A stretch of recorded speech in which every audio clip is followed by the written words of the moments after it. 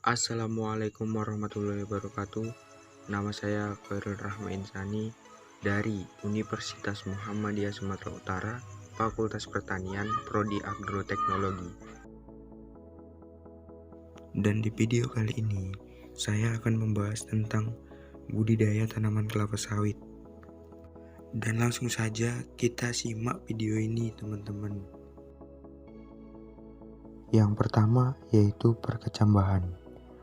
Perkecambahan benih kelapa sawit memerlukan waktu yang lama untuk berkecambah, yaitu sekitar 3-4 bulan karena adanya mekanisme dormansi pada benih. Dormansi pada benih kelapa sawit diakibatkan oleh cangkang kelapa sawit yang keras dan tebal.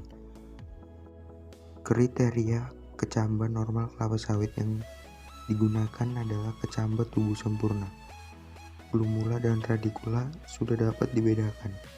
Plumula dan radikula tampak segar, kecambah tidak berjamur, serta panjang plumula dan radikula masing-masing maksimum 2 cm.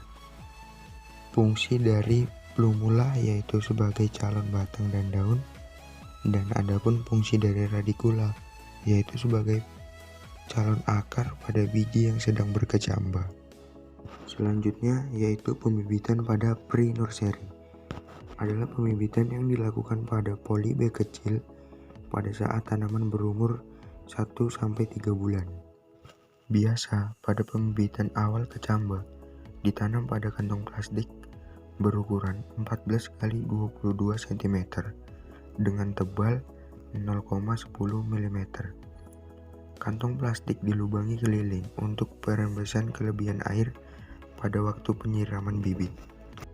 Pada pembibitan awal atau pre-nursery bertujuan untuk memperoleh pertumbuhan bibit yang merata sebelum dipindahkan ke bibit utama atau main nursery. Baik, selanjutnya memasuki tahap pembibitan utama atau main nursery. Pada pembibitan ini merupakan tahap kedua dari sistem pembibitan double stick yang berlangsung selama 6-9 bulan dan merupakan kegiatan pemindahan bibit dari pre-nursery ke main nursery dilakukan ketika bibit sudah berusia 3-4 bulan atau ketika bibit sudah memiliki 4-5 helai daun.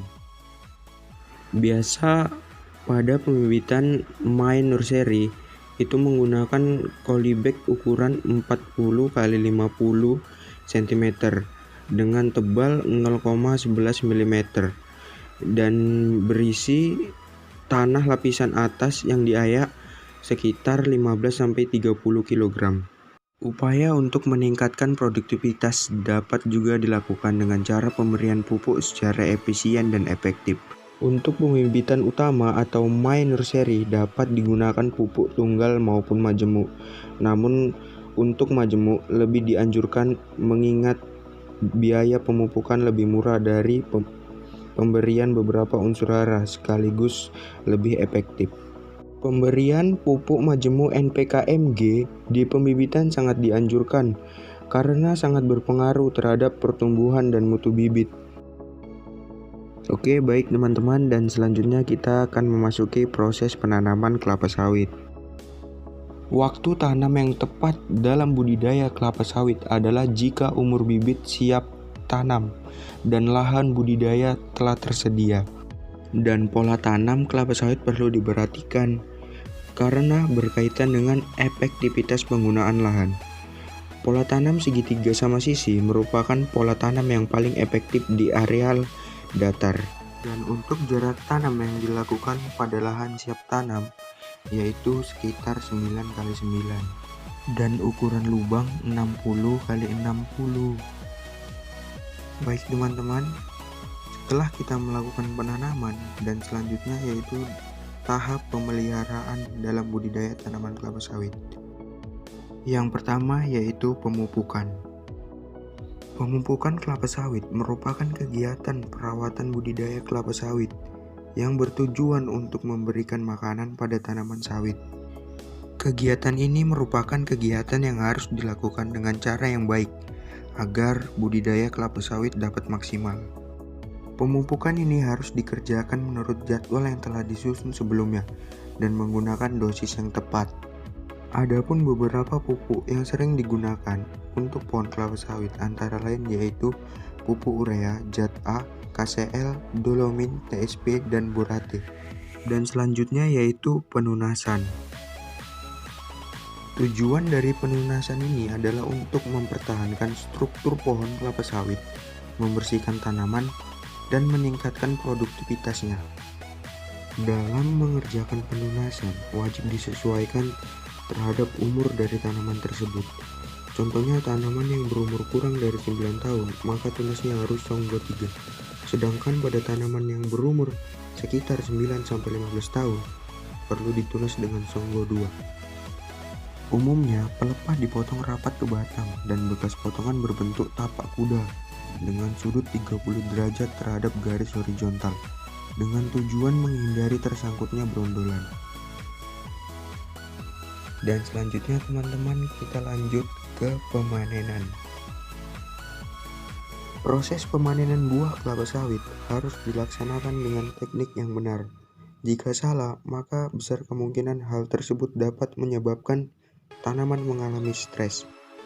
Cara panen yang umum dilakukan oleh perkebunan kelapa sawit di Indonesia untuk tanaman yang tingginya 2-5 meter digunakan cara panen jongkok dengan alat dodos.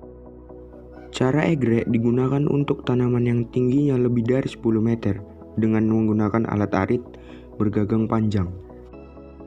Adapun cara yang biasa digunakan dalam memanen kelapa sawit yaitu yang pertama, tandan matang dipanen semuanya dengan kriteria 25-75%.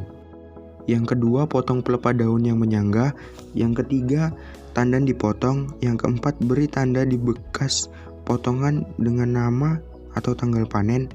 Dan yang kelima, tumpuk pelepah daun yang dipotong secara teratur di gawangan dengan cara ditelungkupkan. Pengangkutan buah merupakan salah satu mata rantai dari 3 mata rantai yang terpenting dan saling mempengaruhi antara potongan buah, pengelolaan, dan transportasi. Transportasi merupakan faktor penting dalam menjaga kualitas hasil panen. Dan itulah video singkat dari saya tentang budidaya tanaman kelapa sawit. Semoga bermanfaat, lebih dan kurang saya mohon maaf. Assalamualaikum warahmatullahi wabarakatuh.